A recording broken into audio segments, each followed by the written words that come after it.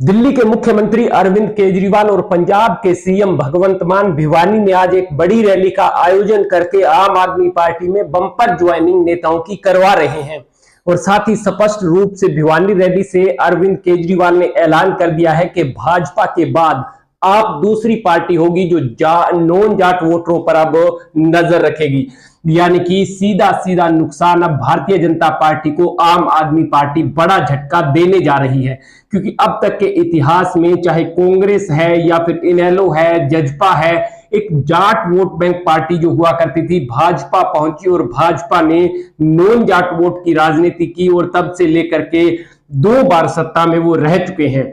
हालांकि non Jat vote जो भाजपा के साथ जुड़ा, जो कभी कांग्रेस का कोर वोट बैंक हुआ करता था, वो फिर वापस कांग्रेस के पास नहीं जा पाया।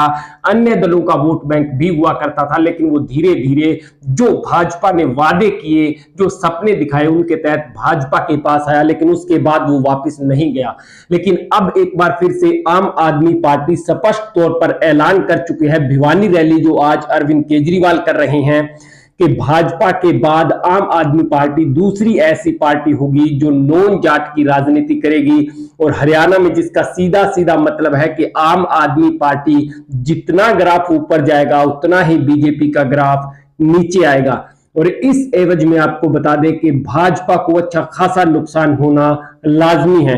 न केवल हरियाणा बल्कि जितने भी राज्यों में अब तक चुनाव हुए हैं, वहां पर एक आध राज्य को छोड़ करके कि आम आदमी पार्टी ने कांग्रेस को नुकसान किया है, बजाय भाजपा को ज्यादा नुकसान पहुंचाया है। हरियाणा की राजनीति बाकी राज्यों से बेहद अलग है। यहां पर अरविंद केजरीवाल की पार्टी कांग्रेस या अन्य दल को नुकसान कम, फायदा ज्यादा पहुंचाएगी, बल्कि भाजपा को सबसे ज्यादा नुकसान पहुंचाया जाएगा।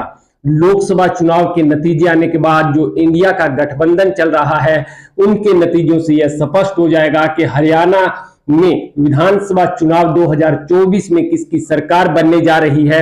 लेकिन एक बात तो तय है कि हरियाणा में आम आदमी पार्टी एक ऐसी लोकसभा चुनाव में धमाकेदार एंट्री करना चाहती है, जिसके बदौलत वो फिर से विधानसभा चुनाव में जनता के बीच पहुंचा जाए। हालांकि दिल्ली मॉडल के बाद अब पंजाब मॉडल की व्याख्या भी हरियाणा में की जा रही है और सीएम भगवंत मान खुद कह रहे हैं कि जो मैं यहां पर इतनी नौकरियां देकर के पहुंचा हूं, इतने वादे जो मैंने किए पूरे करके पहुंचा हूं, फ्री बिजली देकर के पहुंचा हूं, रोजगार देकर के पहुंचा हूं। जिसके बाद एक बार फिर से सीएम मनोहर लाल खट्टर और अरविंद केजरीवाल में जुबानी जंग भी छिड़ गई है।